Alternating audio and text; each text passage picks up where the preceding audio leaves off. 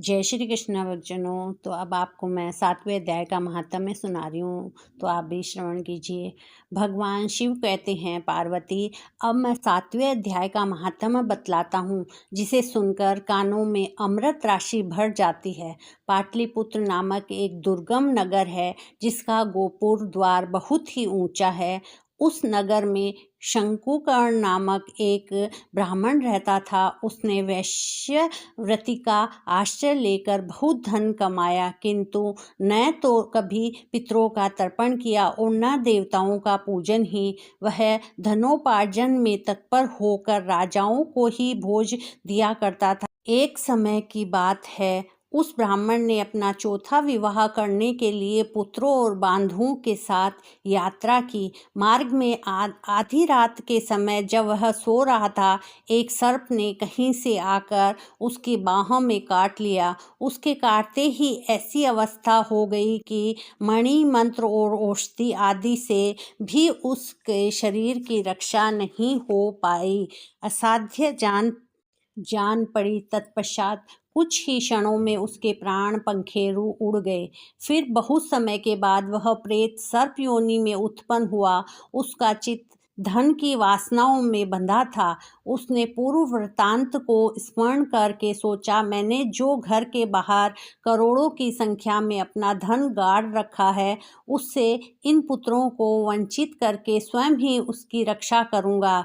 एक दिन सांप की योनि से पीड़ित होकर पिता ने स्वप्न में अपने पुत्रों के समक्ष आकर अपना मनोभाव बताया। तब उसके निरंकुश पुत्रों ने सवेरे उठकर बड़े विस्मय के साथ एक दूसरे से स्वप्न की बातें कही। उनमें से पहला मझला पुत्र कुदाल हाथ में लिए घर से निकला और जहां उसके पिता ने सर्प योनि धारण की करके रहते थे, उस स्थान पर गया। यद्यपि उसे धन के स्थान का ठीक ठीक पता नहीं था, तो भी उसने चिन्ह से उसका ठीक निश्चय कर लिया और लोभ बुद्धि से वहां पहुंचकर बावी को खोदना आरंभ किया। तब उस बावी में बड़ा भयंकर सांप प्रकट हुआ और बोला, ओ मूढ़, तू कौन है? किस लिए आया है? क्यों बिल खोद रहा है? अथवा किसने तुझे भेजा है? ये सारी बातें मेरे सामने बता। पुत्र बोला, मैं आपका पुत्र हूँ, मेरा नाम शिव है। मैं रात्रि में देखे हुए स्वप्न से विस्मित होकर यहाँ का स्वर्ण लेने के कौतूहल से आया हूँ। पुत्र की यह वाणी सुनकर वह सांप हंसता हुआ उच्च स्वर में इस प्रकार स्पष्ट वचन बोला, यदि तू मेरा पुत्र है तो मुझे शीघ्र ही बंधन से मुक्त कर। मैं पूर्व जन्म के गाड़े हुए धन के लिए सर्प योनि में उत्पन्न हुआ हूँ।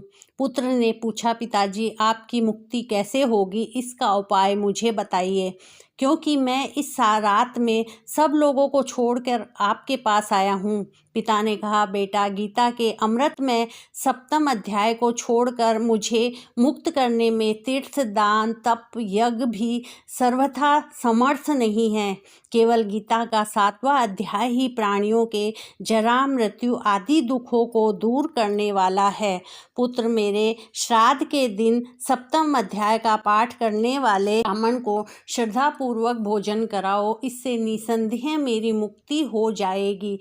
बस अपनी शक्ति के अनुसार पूर्ण श्रद्धा के साथ वेद विद्या में प्रवीण अन्य ब्राह्मणों को भी भोजन कराना।